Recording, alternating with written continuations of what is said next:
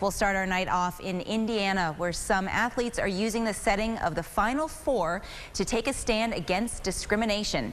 Their actions come in the wake of Indiana's religious freedom law. Fox's Will Carr has the story. Indianapolis is in the spotlight. And we'll be right back with Nick and his complete forecast. Switching over to international news, a survivor emerges from Thursday's college attack in Kenya. Meanwhile, the nation's president promises to strike back against the Islamic militants responsible. Fox's John Huddy has the details.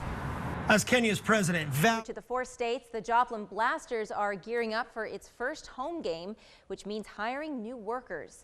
The Blasters held their first career fair in advance of the 2015 inaugural season this morning at Joplin's Chamber of Commerce. They're looking to hire about 50 temporary workers, from ushers to ticket takers to box office personnel. It's kind of a demanding schedule during the summer, so we have 50 games at home plus some exhibition and playoff games, so we're looking for people who are able to handle that schedule.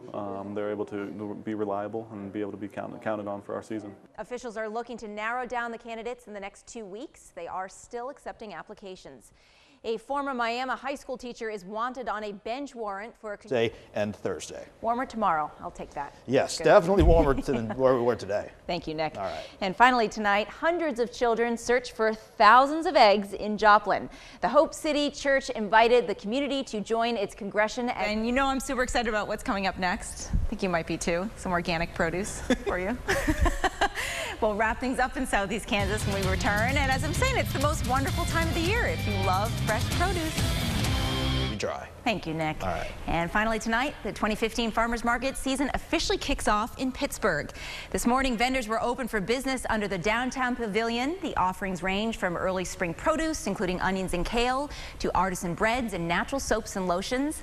All items sold here are grown, raised, or handmade within 75 miles of Pittsburgh. Vendors say they are happy to be up and running for the season, and they look forward to the routine of harvesting. We know every Friday we got to go out to the fields and pick something, and I think that's a good thing for all the farmers that set up here and for the vendors here, is to get back in that routine and know that they've got something to look forward to on Thursdays and Fridays. I'm excited about it. It's time for us to wrap things up now. We appreciate you spending part of your Saturday with us. Here's some Kings of Leon to end your night. Thanks again. We'll see you tomorrow.